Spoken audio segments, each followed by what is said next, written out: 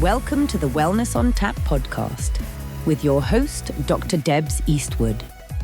I'm holding here in my hand. I just want to thank you for this. I'm looking welcome. forward to this. Yeah. One of your Hypnoglow Me massage oils. Yes, yeah. So I know there's a lovely little story behind how these came about. Yeah. Yes. Care to repeat? I will do. Thank you. Originally, I tried developing the idea of a massage pouring candle as part of a skincare line, which I developed called Yoga My Skin. And that was for yoga studios. And the timing was, it was one of those things where I developed a whole range of 7 products and COVID hit. So all the studios actually shut down. So there was no sort of retail opportunity. So that was an interesting learning curve because I'd never factored that into my And why would you? idea, if you see what I mean. So then I sort of and it was all about that. Self-care has always run through my thinking. And then later on, as I've trained in clinical hypnotherapy, it just kind of made a really good connection. I thought, hang on a second, we do the therapy, people are good to go, but how do they then go away and manage their own well-being, their mental, physical, emotional well-being? So then I thought to myself, well, actually, I record hypnotic audios. That's one of the major aspects of the work that we do. And I thought, what about marrying the two things together? So, creating self-care rituals that actually then have this therapeutic effect beyond just the physical. And part of it stemmed from my idea that some of my clients I see have had all sorts of trauma. And some of them actually experience that physically within their bodies. So tension and all of headaches and all sorts of stuff. And I thought to myself, the first thing I did was combine hypnotherapy and massage because I'm trained in Ayurvedic massage as well. Oh, wonderful. So, nice combo. Yeah, so I thought, I'm a breath coach and a yoga therapist. And I thought, how do I bring all these elements together? So I thought within hypnomassage, I can do head, neck and shoulder massage and then take them into an hypnotic trance. So that's how I brought the oils in. So I thought I'd like to have my own oils that I know haven't got any rubbish in them or any fillers. They're completely therapeutic grade. So there you go. That's how it all came about. I mean, this is wonderful. I mean, the one you've gifted to me here is a tranquil sleep. Yeah. Which suggests to me that you have names for other ones as well that have different components. Is that right? Yes, yeah. So I have one, this is Calm Mind. I have Tranquil Sleep. And then I have Happy Vibes. Wonderful. Because I was thinking on the spectrum of kind of... Yeah, emotions and feelings and people, what would I prioritise? And I think sleep is absolutely paramount. Positive sort of mental attitude and just feeling uplifted.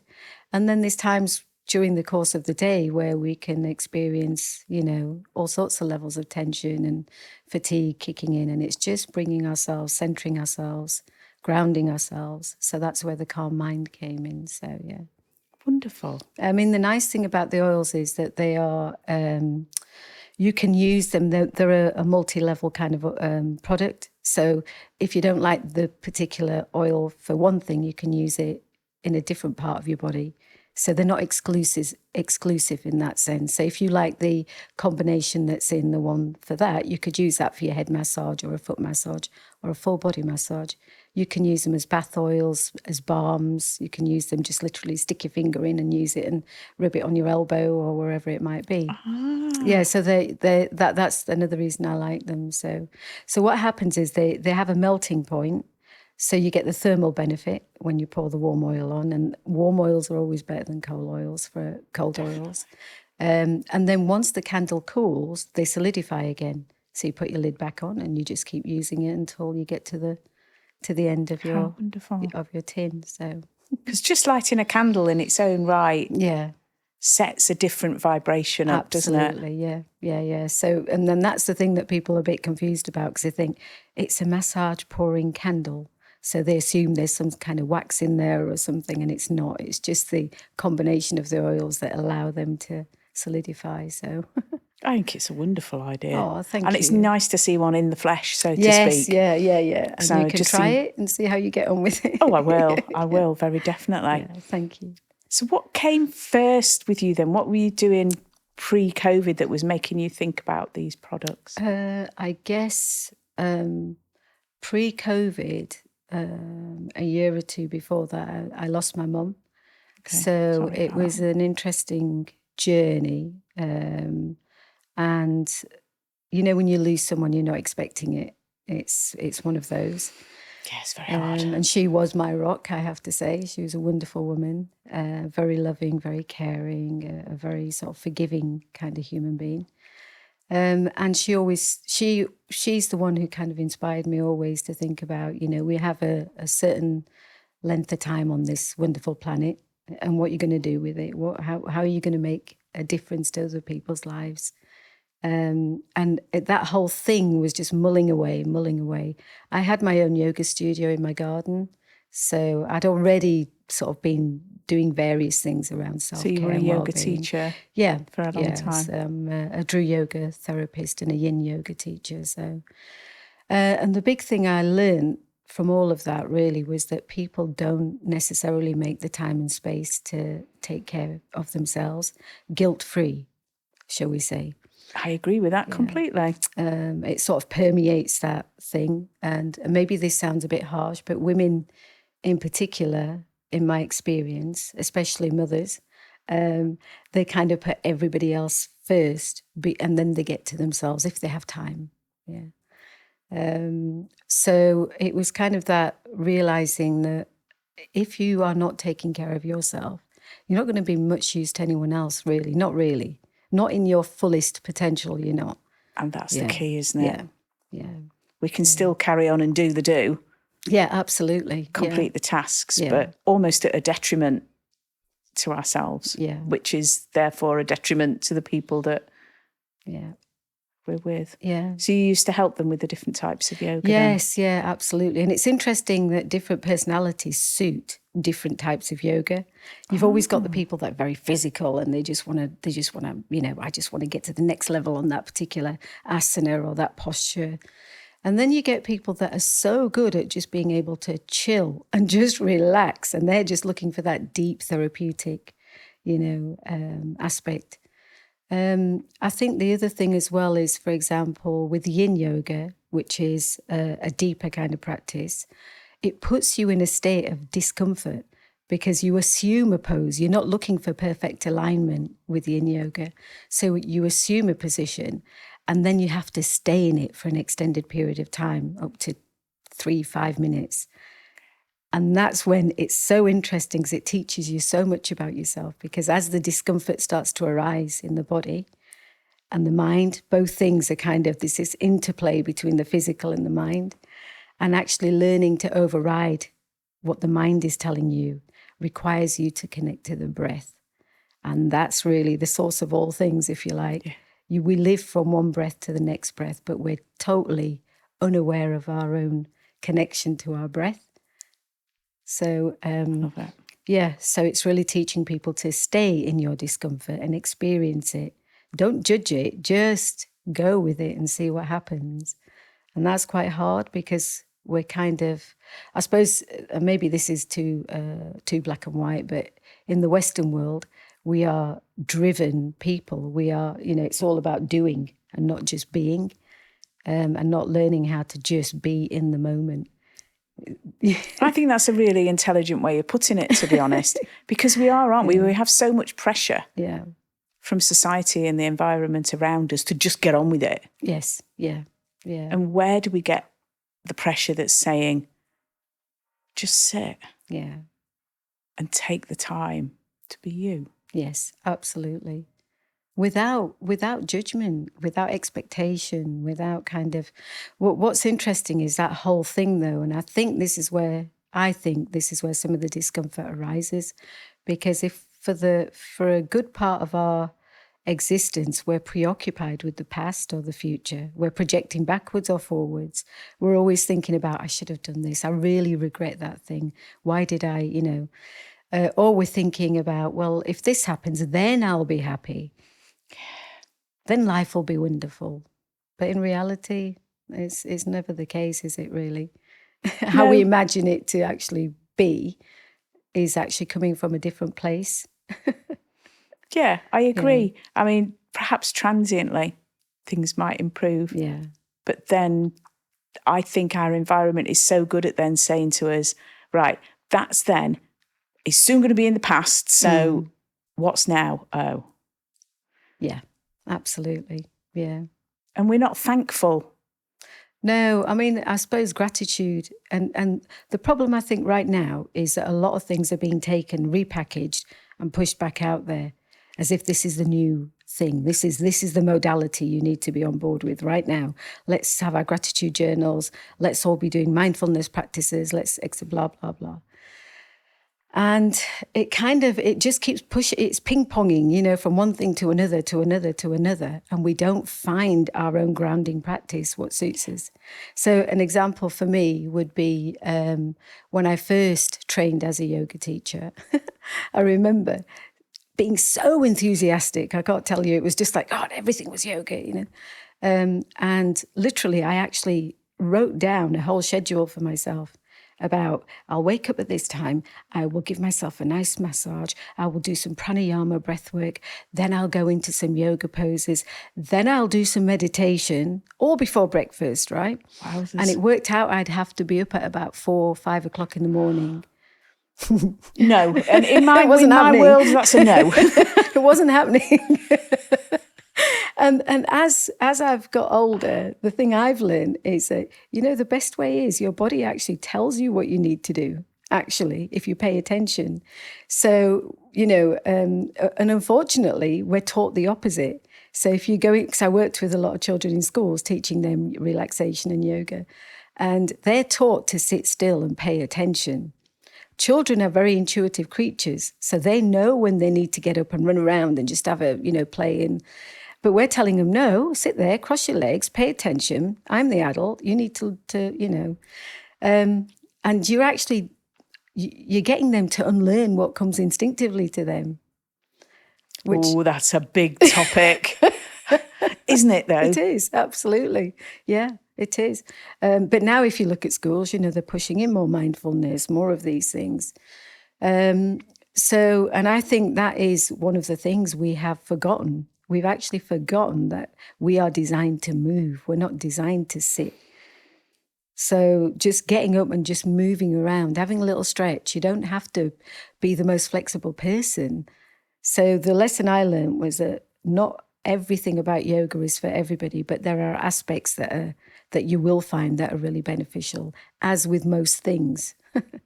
Yeah. So for you, has there been one particular kind of yoga that's really fulfilled what you need in your life? I think I know I talked about pinging and ponging, which I do myself. I actually, it all depends on what my mood is doing. So if my mood is demanding something more physical, I'll do something more physical. If I'm exhausted and it's kind of saying, no, you just need to lie down, stick your legs up on a wall and just lie and close your eyes and just be for the next 10 to 20 minutes, I will do it. So it's that intuitive, it's getting in tune with, for example, you could be taking a walk in a park and all of a sudden you get a burst of energy and you could run up that hill. And I'd say do it, because that's your body actually needing some release. So just go with that flow. No, that sounds perfectly reasonable to me. Yeah. The mind might be willing, but the body isn't always behaving. Yes, I remember when my brother was going to go for his first cancer surgery many years ago, and he was on one of these Get Fit for Surgery programs. Right. And at that time then I was running, and when I say running, my maximum has only ever been 5K. I am not a runner in that sense, but I was, going out for jogs 2 or 3 times a week. And he lived down in London, so I went down to London and joined him and his mate out for their runs. And I forget where they were in this sort of 10-week program, somewhere in the middle, I can't remember. Yeah. And just to give you an idea of where we were, the park that we're running in is called Hilly Fields. Just to give you an idea. Yeah. And we had to go about 3 circuits round this thing, and it just seemed that the uphill was very, very steep and intense, and the downhill was much more meandering. And of course, I get one of these bursts of energy at the bottom of this dirty great hill. I'm like, oh, thanks for that. But it was the last one, so I thought, okay, let's do it. And I shot past both my brother and his mate. Don't know how, didn't feel tired. My muscles just felt fluid and natural. Fantastic. Got to the top and could barely even walk once I finished it. I have to say, that was it. I was done. But that must have been that intuition. Yeah. My body just saying, go on, you can do this. Yes. It'll feel good. And it did. Yeah. Beautiful. That's good. That's a good example of that whole thing, isn't it? I think we all know it. It's just we don't make the connection always. Yeah. I can't say as I've ever felt like running up a hill ever since. No, but you did it. You did it. That was the most important thing. Yeah, I listened. Yeah. So did you teach yoga for many years then? Yeah, so I've been a yoga teacher for about 30 years. And it's interesting because when you train in yoga, you do all the breath work. You do mindfulness is obviously, it's foundational. But subsequently, in order to be a mindfulness teacher, you have to train as a mindfulness teacher. If you want to focus on the breath, then you train as a breath coach. So you have to keep bolting on all these extras and stuff. So, but they do fit so beautifully together, don't they? Yeah. I mean, it's.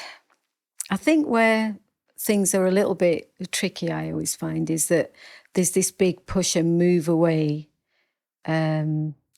There's 2 things going on. Either people are moving towards spirituality, or they're moving away and moving to very secular ways of thinking, very kind of atheist. And that's my model for existing.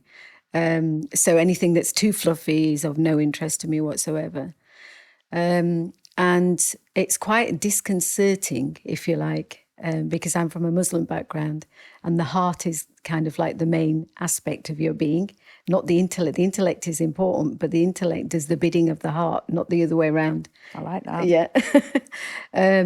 It's like the donkey that carries the books, if you like. Yeah. So that's quite a good little metaphor.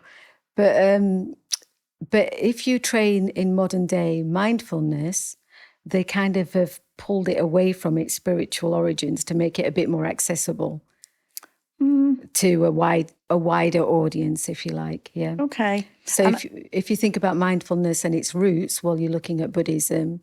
You're probably looking at the major religions as well. They all have core mindfulness running through them in their practices, but there's no reference to the spiritual at all. It's very much, there are these aspects to mindfulness, and if we pay attention to those, we'll be more mindful. Which, I can see the purpose, but if you have that spiritual aspect, it's very disconcerting. It sort of unbalances you because there's a depth that's missing, if that makes sense. Yeah. Yeah, I mean, I suppose you mentioned religions and mindfulness. Now, I would not describe myself as a religious person at all. But becoming more of a spiritual entity. Becoming aware of that side of my being and looking to seek into it and learn more about it, which I'm quite enjoying. I'm really enjoying the journey. Fantastic. And I'm happy where I am. But it's interesting that you say that religions themselves include mindfulness, but in their own way are very secular, aren't they? They're very divisive if you look at them in their purest form. Yeah, I don't know. I think that's kind of an interpretation, if you like. Fair, yeah. Yeah, so it's where are you standing when you're making the interpretation of things. So, for example, when I spoke with my mindfulness teacher, I was saying, for example, in Islam, for example, you pray 5 times a day. And mindfulness, it's a reminder to reconnect with the source of all things. So when you pray, you literally, those physical movements you make, for example, you're raising your hands up as part of it. And it's kind of saying, the world I'm leaving behind in these 5 to 10 minutes. My pure connection is to source, nothing else. Nothing else matters in these 5 to 10 minutes. And if you think about mindfulness, that's exactly what it is. It's about being in the present moment with, you're not thinking about forward or backward, and you have no expectation. You are just being in that pure space of stillness and joy, if you like. So, and we do that 5 times a day. So, you're not going to, the thing I think about is what will that add to the value in terms of what I'm learning, expanding my knowledge? Because for me, knowledge is like a flowing river that's being contributed to all the time by peoples of all the world, if you like, right? There's no one person that holds all supreme knowledge. True. So we can all learn, right? And I think that's where we run into trouble. It's when we think that we have all the answers and you don't have the answers and I know more than you, when actually we don't. We don't know very much at all. Yeah. Once we accept that, we become a bit more open. Yeah, I agree. It's all that's sounding to me like, let's just not run on our egos. Yes, absolutely. And become arrogant. Yeah. The ego is the primary source of destruction, I would say. I think it's the one thing that if we don't get to grips with, we just end up doing all the things that are just not really positive for ourselves and for the world around us, really. And we see it at the moment. So there are some quite egotistical people in power at the moment. Yeah, there is a lot of it about, isn't there? Yeah. I mean, it has its place, doesn't it? For some people, gets them out of bed in the morning, but it's the way you use it. Absolutely. Yeah, absolutely. Yeah. See, kindness, the one thing I'd say that transcends all things is obviously love, because we all understand and experience and can give and receive. And kindness and compassion. And it doesn't cost anything to be kind and compassionate. It really doesn't. Smile is a sign of compassion, isn't it? If you think you smile at someone, who was it? Have you ever heard of that poem by Spike Milligan? I know Spike Milligan. Yeah, so he wrote this fantastic poem about smiling.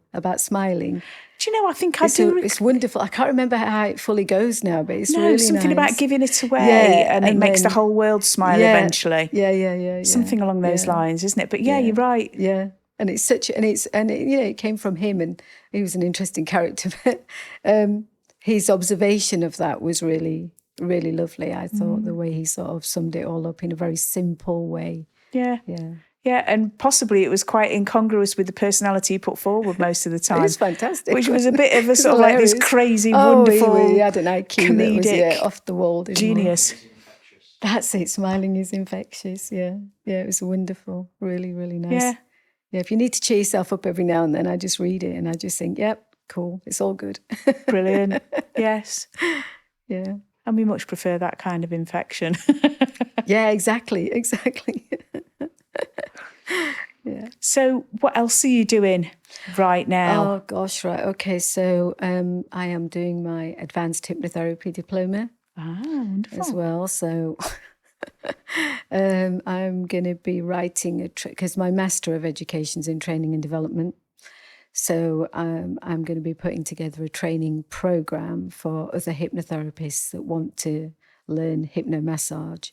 Oh, wonderful. So that they've got this extra modality. So as a solution-focused hypnotherapist, we don't normally have any physical contact with our patients. But I think sometimes there's ethical reasons for that, obviously. But because I come from this more holistic kind of background, I feel like I'm not offering the full spectrum of possibility to people if I don't. The possibility that would really benefit someone, and you can do it in a very different way. It's not done in the same way as a classical clinical hypnotherapy session. So I'm writing that at the moment. What else am I doing? The ADA, the Advanced Hypnotherapy Diploma, is a 10-module. I know. That's a deep yawn, a deep sigh. It's like, okay, what am I doing? But I thought to myself it would be nice to get a much deeper understanding of for sure. The brain, of the neuroscience and all of that, which I think it's giving you that, is it? Yeah. It's giving you that little bit of extra depth, I'd say, so that you can come at things. But then I already think I'm doing it, so it's kind of reassuring, shall we say? Fair enough, Yeah. Yeah. And I think for me, weaving in stuff like teaching people self-help techniques that they can just take away with them. Yeah. Because it's about life skills, isn't it, at the end of the day? Well, it is, because we certainly don't get taught them at school, do we? No. And if we don't have parents or peers that are in that world, there's no access. Well, that's the reason I wrote the training programs, because I trained up early years establishments and schools to integrate yoga and relaxation techniques into their work practices.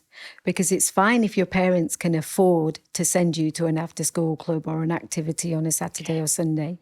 What about all the parents that can't afford to send their children?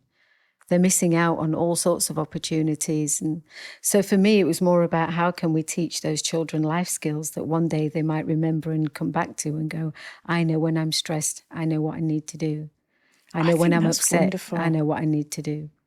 I just think that's wonderful, because up to the age of 7 especially. Yes. Yeah. As little people, we are just sponges, aren't we? Yeah. Yeah. We just take everything on board, and to have that in your toolkit for life. Yeah.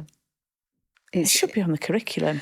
Well, I've argued that many times with many a head teacher and sort of saying, come on, push this stuff forward, because it's life enhancing, you know, because it's if you think about, say, the north and south side of Sheffield, I can't remember what the up-to-date statistics are, but you were going to live between 5 to 10 years longer just because of the geography of where you're born. Yeah. It's crazy, it's isn't horrendous, isn't it? If you think that through. So your access to opportunities, to healthcare, to wherever it might be, is limited just by geography, or your parental income, or, you know, your education, or, you know. And I mean, here in the UK, education is free at source to everybody. Yeah. Every child that can access it. Mm. So it should be part of the learning. We should all have some grounding, something that's similar to every single one of us, to give us all an equal start point. Yeah, absolute. Well, I totally agree, 100%. And if those that are starting at a lower level, then we should be bringing people up, not the opposite. So this is heartwarming. Oh, good. Very frustrating for you, I'm sure, that if it's not getting the uptake. Yeah. I mean, I think it's very difficult. I think unless people start to get to grips with the fact that we all have a voice, and we should be using our voice for improving things, that we have more power than we actually realise, and that rather than turning the tables on each other, we should actually be pointing them firmly in the direction of our those in charge, those in leadership roles, to actually put the investment, put the resources in where they're needed. Yeah, I mean, just imagine, here we go, just imagine that you have all these kids coming out of school that have got these resources. I mean, I can see that having an impact on, you know, social badness that happens a lot of times, that the paths that these kids may well take, you know, more so because they've grown up in a deprived background. Yes. I mean, I know that's not necessarily true, and that's very much stereotyping, but just as a generalisation, if they've got that in their toolkit. Yeah. But I think one of the fundamental things now, you know, being a hypnotherapist, is one of the things that they could really learn is to understand how their brain is operating. Because once you get to grips with and understand it's not you that's broken, it's the way your brain is functioning at that particular time, you actually are really empowered to realise that you have a choice. You actually have a choice. Yeah. And if you can get yourself back into your intellectual brain, rather than letting our limbic system kind of take over, you actually can then really make much more measured, considered decisions. Yeah. And that you're actually using this bit. Yeah, absolutely. The left prefrontal cortex, rather than, you know, that reactive brain. Yeah. The bit that's trying to do that job to protect us. Yes, absolutely. Yeah. From many, many, many hundreds / thousands of years ago. Yeah. When we actually needed it to perform that function. Yeah.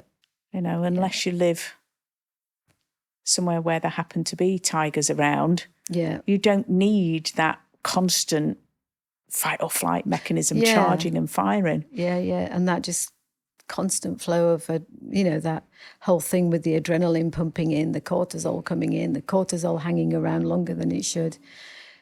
We're just on this constant path of stress and anxiety and kind of, and then what's the solution? People are either reaching for substances, it's true. as a temporary kind of fix, give them a quick dopamine hit, but it doesn't serve a purpose really. It's just it's a sticky plaster, isn't it? Really, it's one of my favourite expressions. I was trying to think of a different one. No, it's perfect. It sums it up, doesn't it? We're not solving anything. You're just avoiding what needs to be dealt with. Really, and the hypnotherapy then can potentially look at the root cause.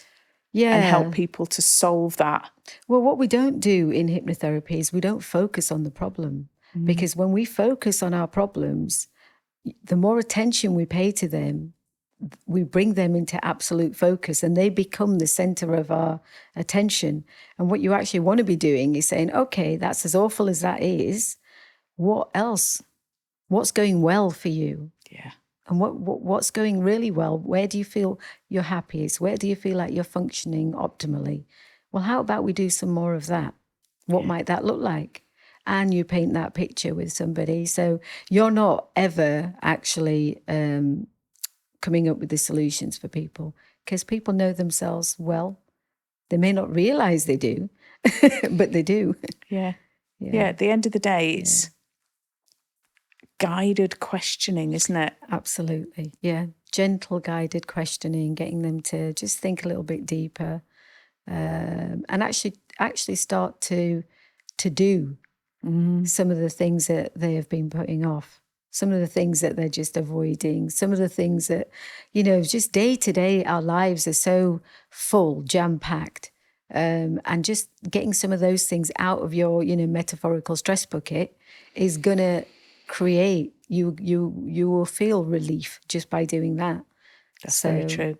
I mean, I do have to say here, though, that I think sleep is really one thing that people are not prioritizing enough, and understanding what goes on, during the sleep cycles that we have, thinking about the different, we have our circadian rhythm, and so on and so forth, but not really understanding what's happening in the brain when we're in REM, when we're having our rapid eye movement sleep. What is it that's so important about that particular phase of sleep? Well, basically, it's interjected. So we have we don't get REM very early in sleep. It starts coming in as we're going along, and we get a bigger cycle of REM later in the night. So people that wake up repeatedly at night could well be missing out on some of their REM processing. So we have non-rapid eye movement and we have rapid eye movement. And rapid eye movement is dreaming, basically. But what's actually happening is that, if you like, the events of our day, whatever's taken place, is getting shifted, and it's getting moved from our emotional memory across into the left prefrontal cortex regions of the brain, and it gets changed from an emotional memory to a narrative memory.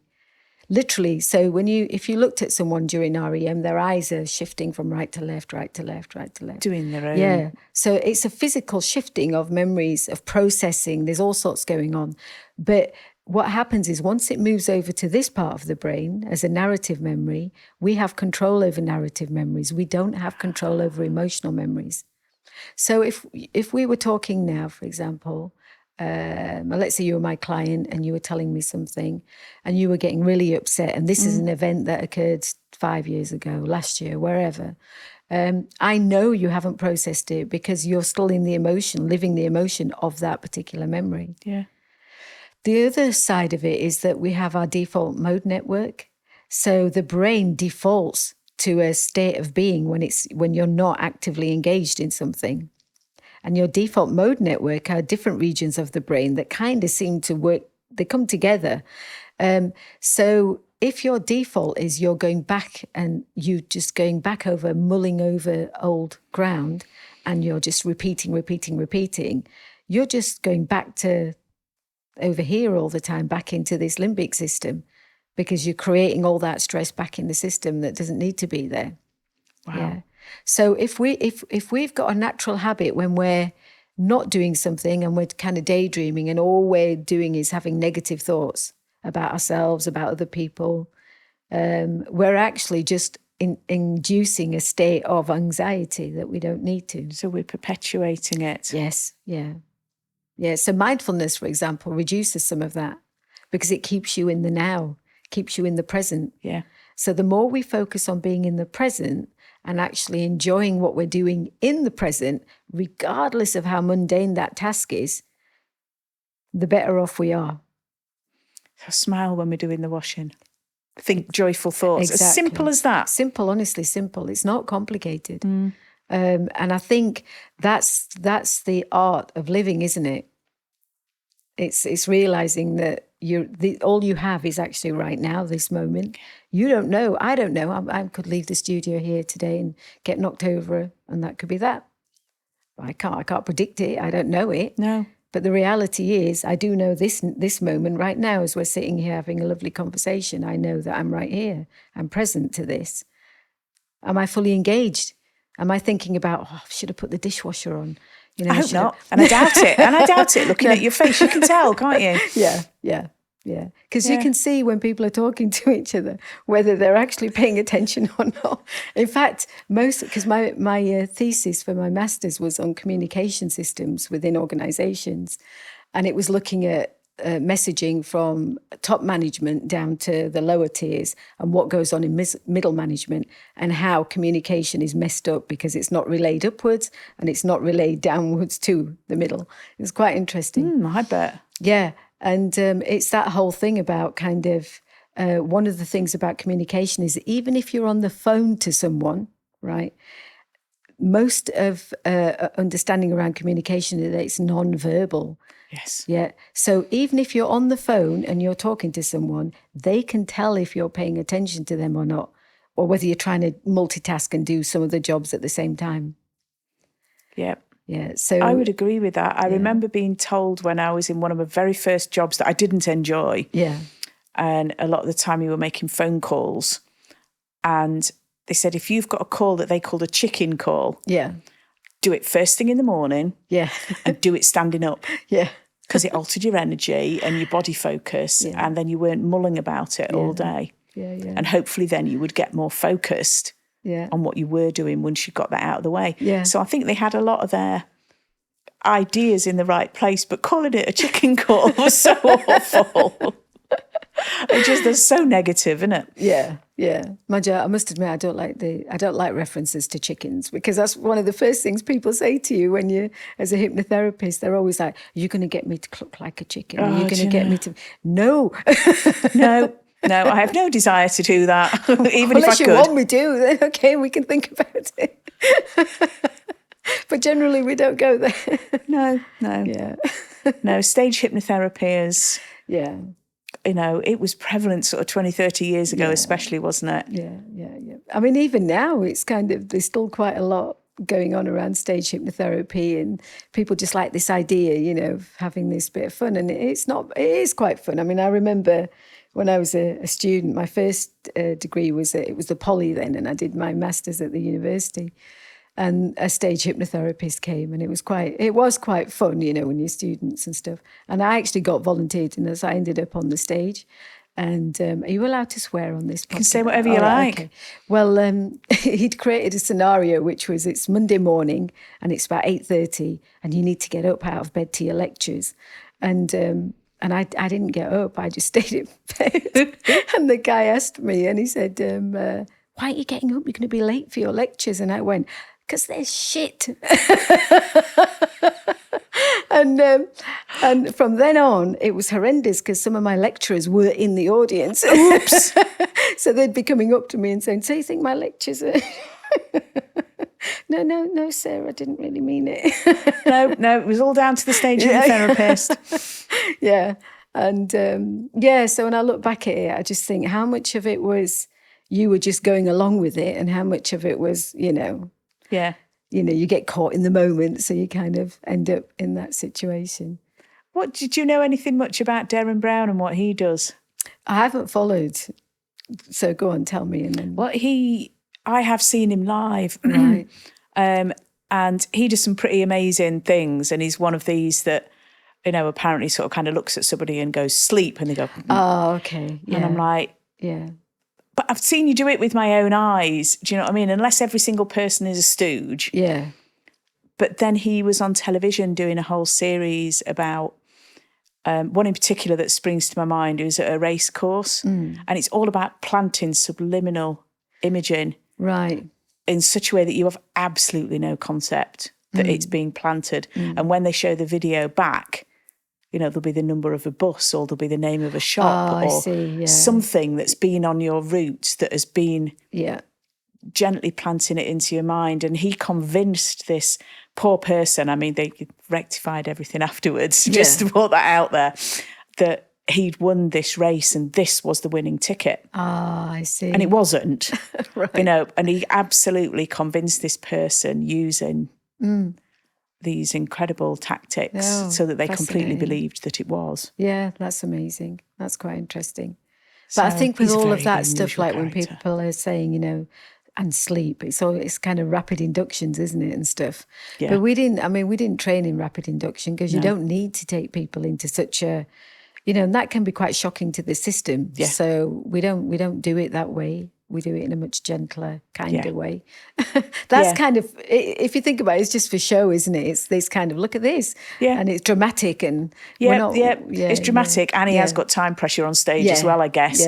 But, when I learned clinical hypnotherapy, it was all about the slower inductions. And if you were working with the same person over and over, then that induction could potentially be speeded up because they knew what it was like getting into the hypnotic state. Exactly.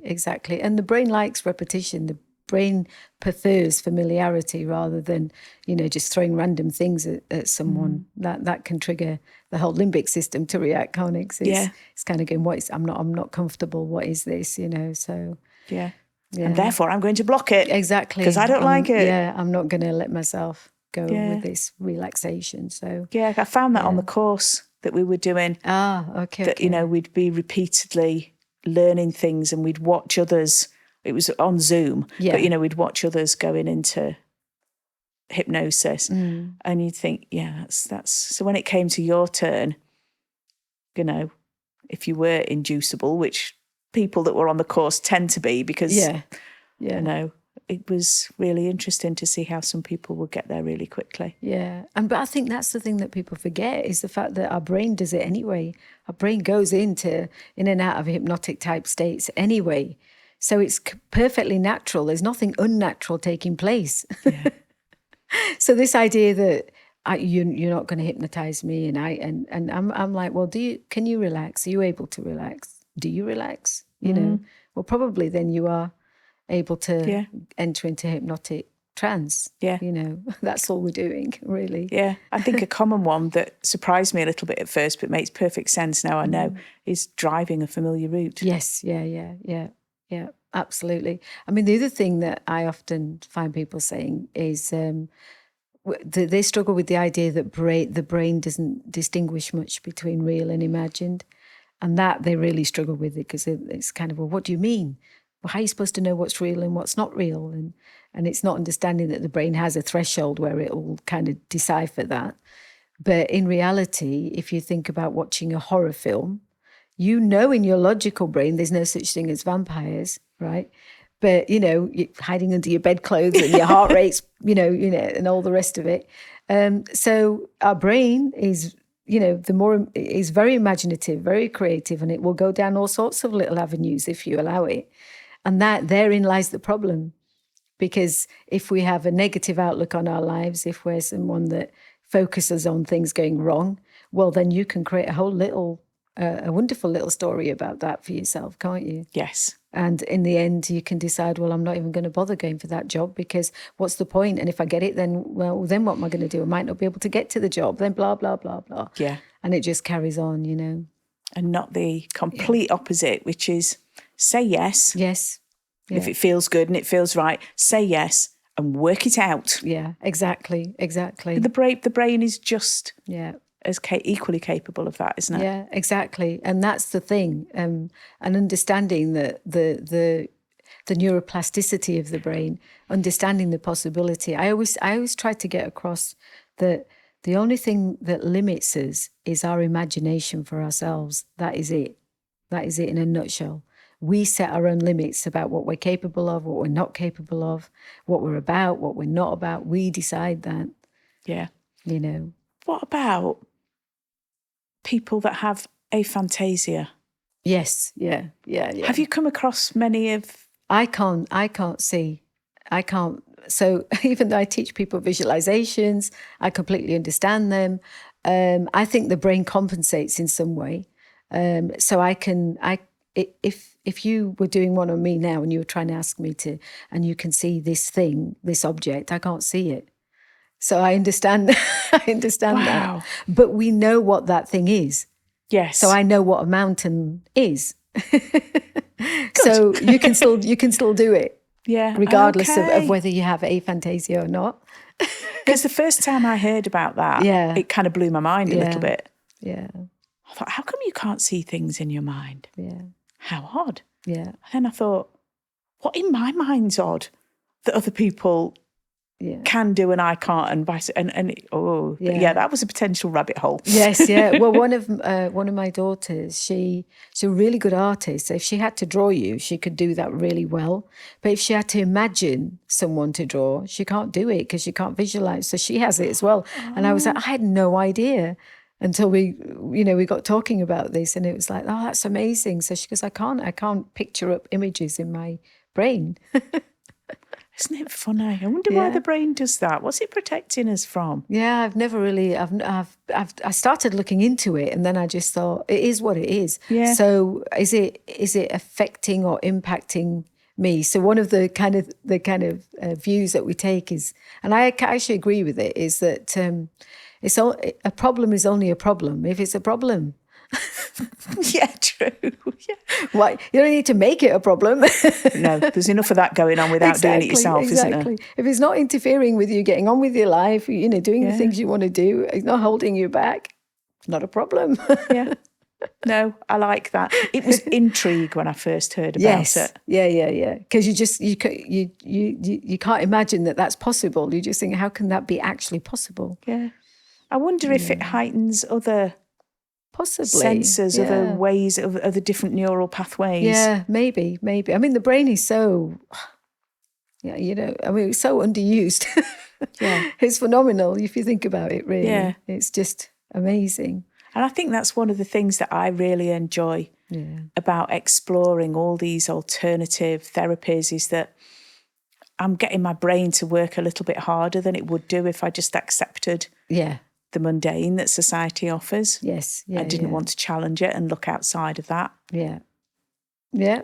And I think, but it's kind of looking outside and looking inside. Oh, definitely. As they say, that the greater universe lies within ourselves, right? Yeah. And we don't take the time to explore it. Yeah. There's so much to, and I suppose that's the thing that happens with aging. It's not that you're getting boring. It's just you're starting to realize that you've got less time ahead of you than you had behind you. And you actually start to take more joy in your own pleasure of your own company.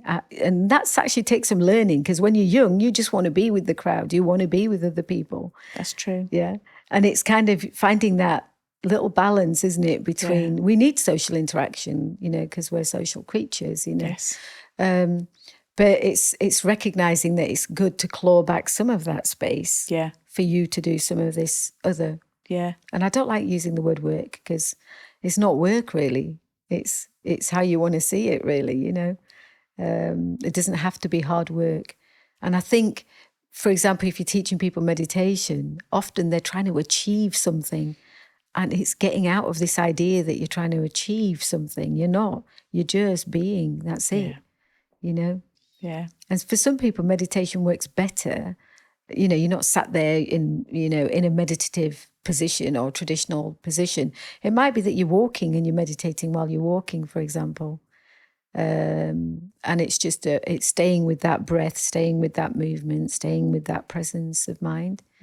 And just teaching people little skills like, the next time you're out on a walk, notice 3 new things It's kind of really paying attention. I like to that. That's very simple, isn't it? Keep it simple, honestly. They always say KISS, don't they? Keep it simple, stupid, you know. So I'm a big fan, because I think the more you simplify things, we overcomplicate things. This is where it goes wrong. That's why people, you know, they start an exercise regime and they make it so complicated for themselves. And you're just like, just move your body. Yeah, that's it. Yeah. That's all you need to do. Is your heart rate going up a bit? Cool. You know? Yeah, that's it. That's it. You're giving it a bit of a workout. Your muscles are pumping. Exactly. But, you know, you get into this idea that it's got to be like this and it needs to be structured this way and my diet needs to be this way and structured this way. And it's like, no. 80-20% rule is not a bad rule to follow in life. Yeah, I agree. I agree. Maybe 80, maybe 90-10 as you get, as you move along that scale. Yeah. Yeah, but 80-20 is as good a starting point as any, isn't it? Yeah, I do. Yeah. Yeah. So I met you at a workshop you were teaching. Yes. And the second I saw the card on the desk that said clinical hypnotherapy and the fact that the chairs there were purple, I was like, yep, I'm in the right place here and look where we are now. I know, it's serendipity, isn't it? You always you meet the people you're meant to meet in life, I always think, you know. And the more you're on, do you know what? I always think you know when you're on the right path because it's easier. Yeah. Everything becomes easier. Yeah, not flows, more. You're doesn't not, it? Yeah, you're in the flow and that draws in all the possibilities. I mean, one of the things, I remember a study being done once on optimistic personalities and pessimistic personalities. And it was a really simple one. They literally got a whole load of people that defined themselves as pessimistic and optimistic. And they took them along a walk. And along the walk, I think they'd placed a £20 note. And I think it was ridiculous. It was like hardly anyone that was pessimistic noticed the £20 note that was on the very path they were walking on.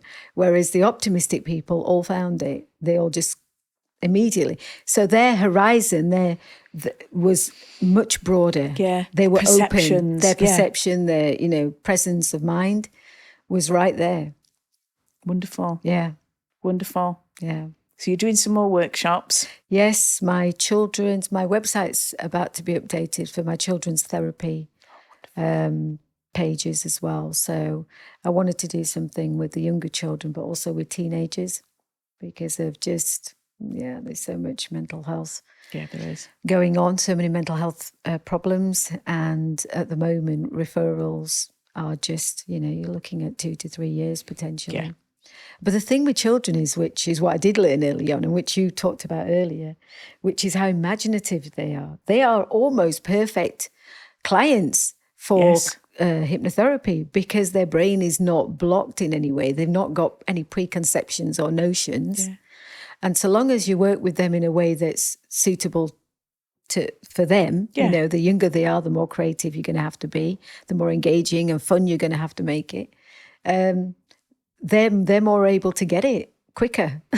Yeah, and I wouldn't imagine, please correct me if I'm wrong, that the induction techniques you use are anything like you would in an adult. No. They can't be, can they? No. And it might be, because you're going to laugh at me. I used to own a ceramic studio, paint a pot studio. So I used to do a lot of that with children. And I noticed when I ran clubs within schools that when children are doing something creative, they start talking with each other about, life in general or what's going on in the classroom or what do you think of so-and-so? And they're having these conversations while they're engaged in some kind of creative outlet, which I found really interesting because it's calm. Yeah. And they open up. But if you ask a child directly, how are you feeling? I'm all right. Yeah. Or they'll just shut you down. Yeah. And you can't go in with, closed questions with children because they will give you the yes, no. So you're going to have to, in a way, it makes you pull your socks up a bit more as a therapist because they're going to make you work hard. If they think it's crap, a child will tell you and let you know. That is very true. They're honest, aren't they? Yeah. Yeah. Oh, I love that. Yeah. And I wish you every success. Thank you so much. I really, really think that getting in and giving life skills and valuable assets, mental assets to our children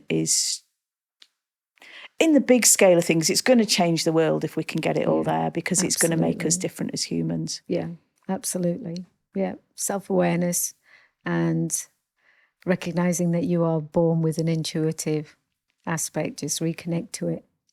I love that.